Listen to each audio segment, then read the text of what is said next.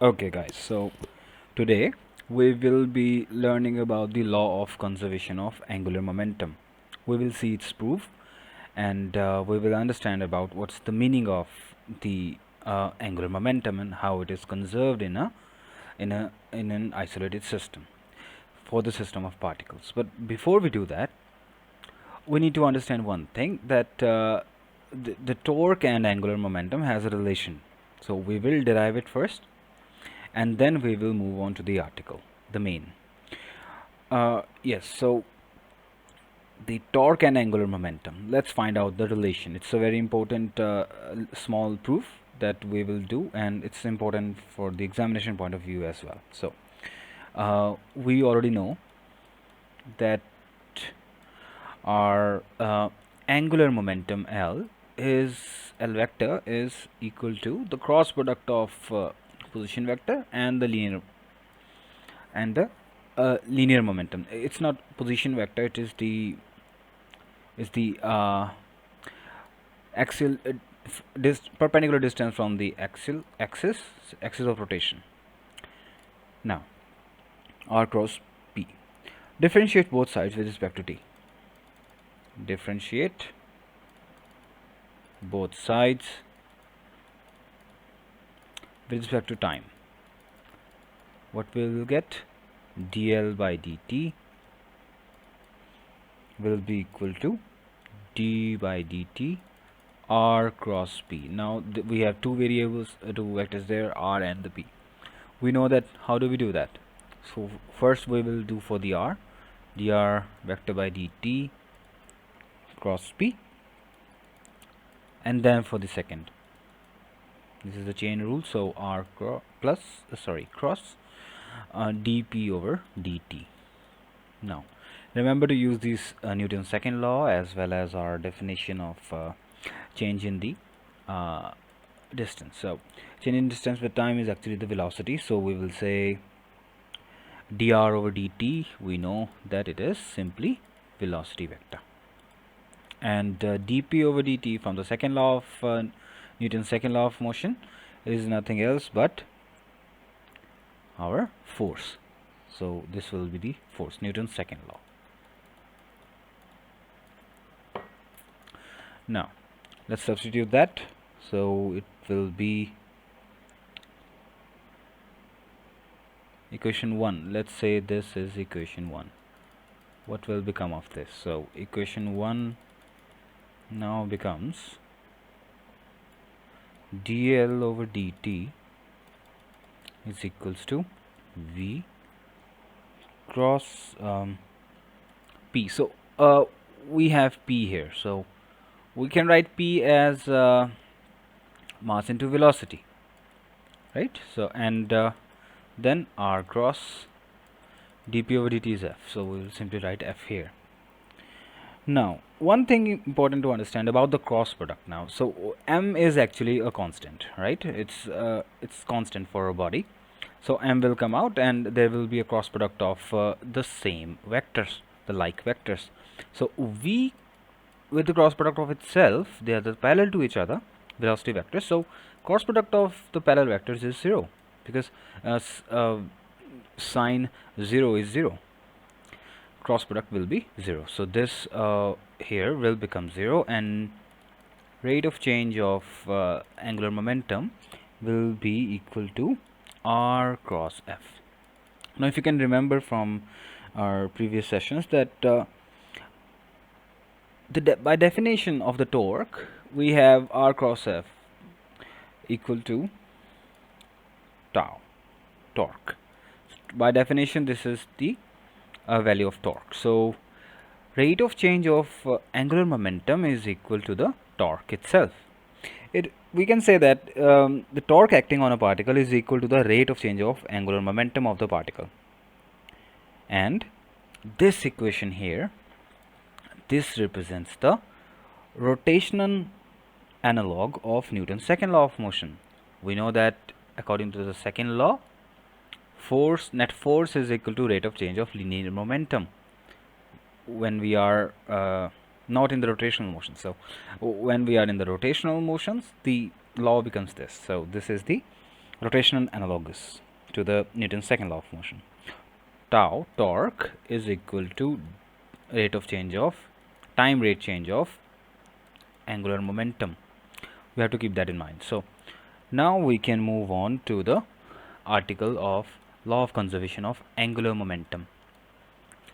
Now let's say there is a system of particles. We have particle 1, 2, 3. All the particles are there. There are n number of particles. There are n number of particles like this, and their individual angular momenta are this: L1 cap, L2 vector, going on for Ln vector. So these are the angular moments. Now, if you say for a system of n particles, so the angular momentum of the system of all the particles about the origin O, about this origin, the angular momenta, total angular moment of system of particles will be sum of all the angular moments, L1, L2, L3, going on up to Ln. So we can write it like this: summation I going from 1, that is for the linear momentum of particle 1 to the nth particle. So Li, summation from I is equal to 1 to n, Li vector. Now from the definition we know that if we are taking for the n number of systems, so summation of I from 1 to n, Li, that is L itself, will be equal to, what is the angular momentum? It is the cross product of this axial distance and the linear momentum. So we are talking about n particles, so we have to add up all the linear moments. So I goes from 1 to n, Ri cross Pi. Yes, so differentiating both sides with respect to t now in this equation, let's differentiate both sides just like we did previously. So L dl by dt will be equal to summation of I is equal to 1 to n. This will be dli over dt. Let's take this equation number 1.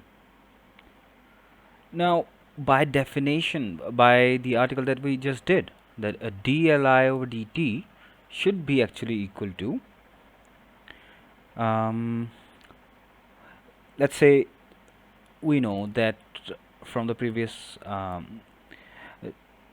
the article that we did just right now, from there we can say that dli by dt is equal to torque of ith particle, net torque of all the particles, that is net torque of ith particle. So if you are talking about ith particle, it will be the net torque of the ith particle.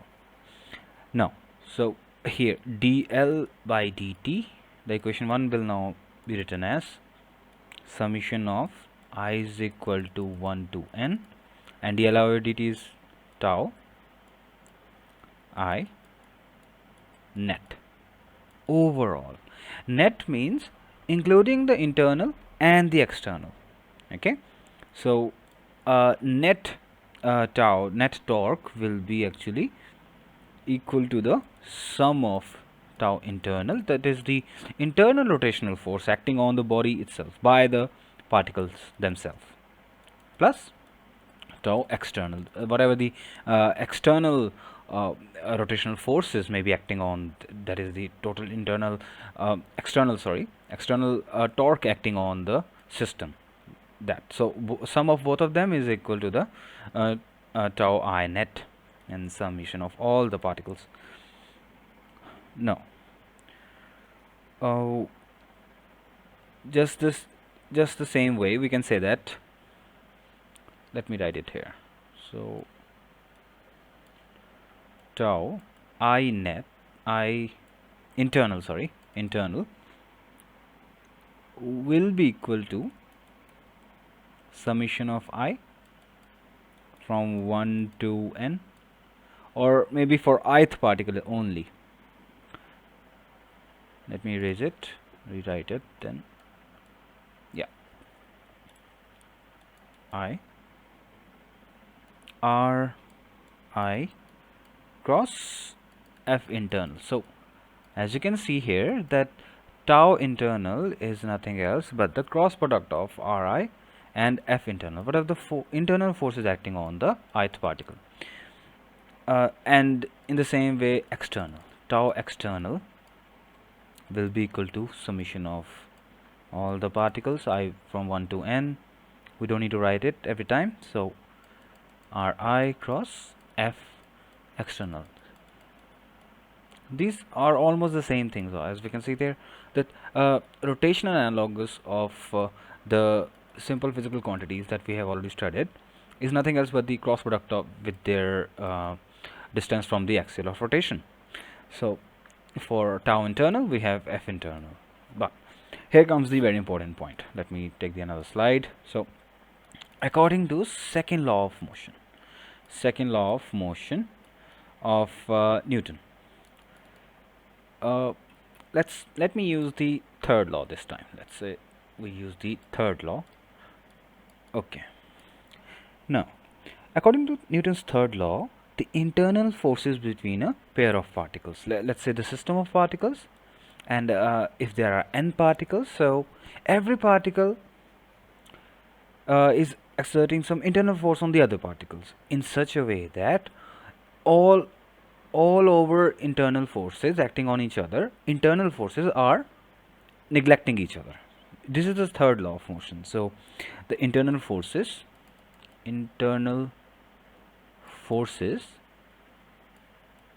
between a pair of particles. So if you imagine that there are even number of particles in a system of particles that we are studying, so every particle will be having a different other particle in the system that will be cutting off its internal force. So they are equal and opposite. A pair of particle internal forces are equal and opposite. So in other words, the total internal force, total internal torque itself will be 0.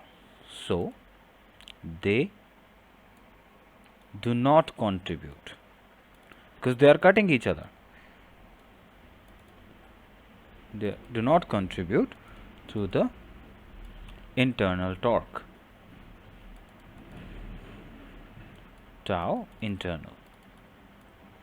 Now, so tau internal, which was equal to our summation of I from Ri cross F internal.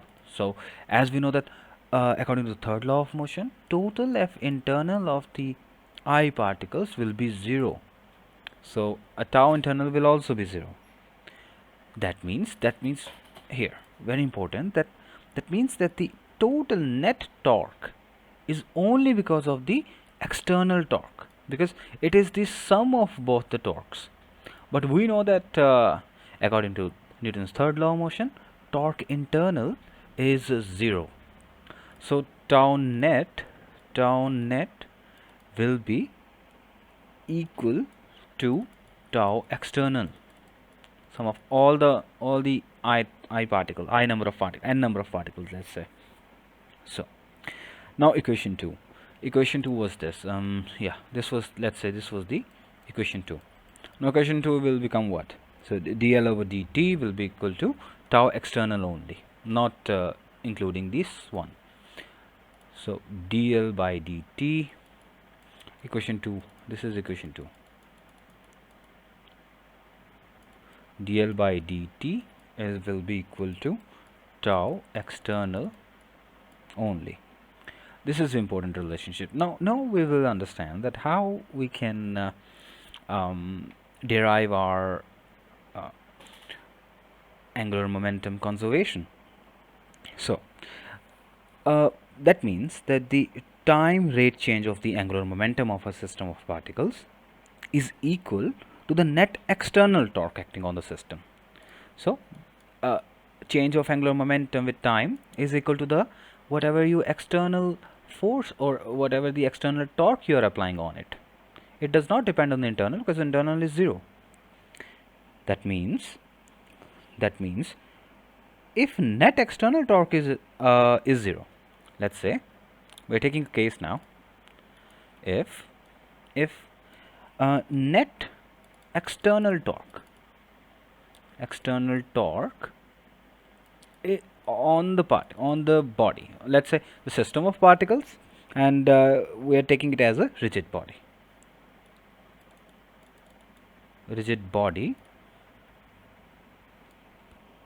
Is 0. Let's say if it is the case that it is kind of an isolated system where external torque is not being applied. So in that case, tau external will be 0 itself because there is no external torque applied on it. Then dl time rate change of the angular momentum will be 0.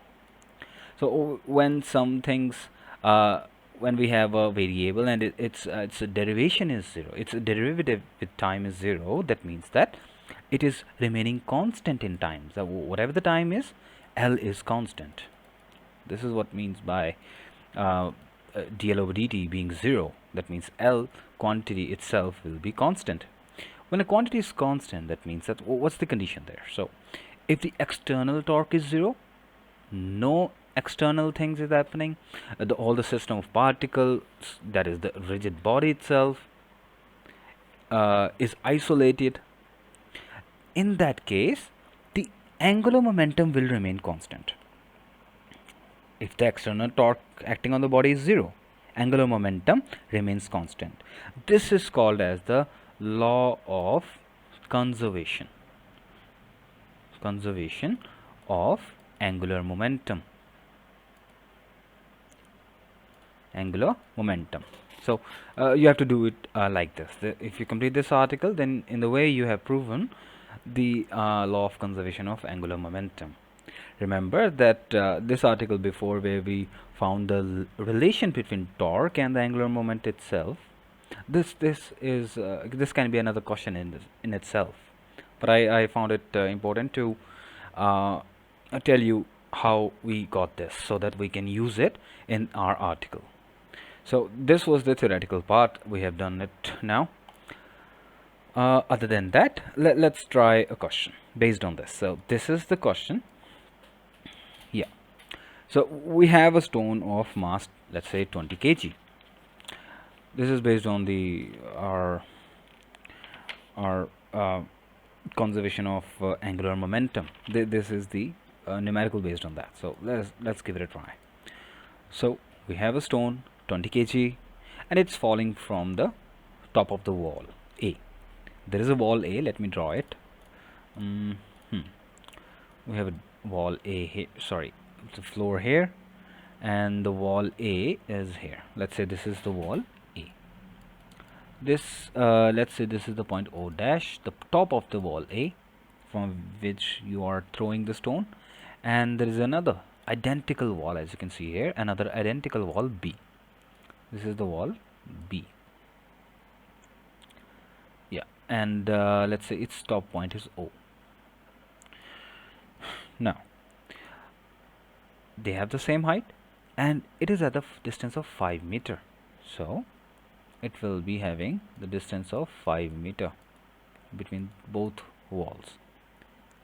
Now find the first thing is find the angular momentum of the stone. Angular momentum of the stone after 5 seconds of its fall. So we have thrown from here and we have to find out from the top of the, with respect to, we have to find the angular momentum about the point of the top of wall B. We have to find the angular momentum of the stone. Now first we will, yes, so let me write the simple formula of angular momentum. So L will be equal to, we know that it is actually R cross P, right? We have linear momentum here, and this is angular momentum. Now P is mv, right? So P is mv. So we write m here, and v is vector, so it will be r cross v. Now m and r cross v is actually v r sine theta. Let's say we write it as v r sine theta, because cross product of two vectors is magnitude of both vectors and sine theta. Now let's say, what is r sine theta? Whenever you are uh, dividing a vector into two components, let's say we are dividing the r into two components, so we know that the perpendicular component is the sine theta one. So we can write it as m v r perpendicular. We're writing the perpendicular component of r vector. So we can write L as m v r perpendicular. Now we know, let's write what's in the question. We already know that mass is 20 kg. Mass is 20 kgs, and r vector is perpendicular distances. Yeah, perpendicular distances between these two is 5 meter. And we know that use the equations of motions. V is equal to u plus at. But in this case, the stone is falling, so a will be g. So v will be equal to u plus gt. This is the equation of motion that we are going to use. And initially, stone was at rest before it was thrown. So it will be 0 here, and v will be equal to g will be 10. It is given, and t is 5 seconds. 5 seconds. And simply we will have now 50 meter per second as our velocity. Now that we have the velocity, we can simply find the angular momentum. From here we now have the v. So angular momentum L will be equal to mass is 20 and v is 50 and r is r5. We already know that, so it will be 5000 kgs meter square per second. Now the second part. Let's move on to the second part now. The torque of the stone due to its weight.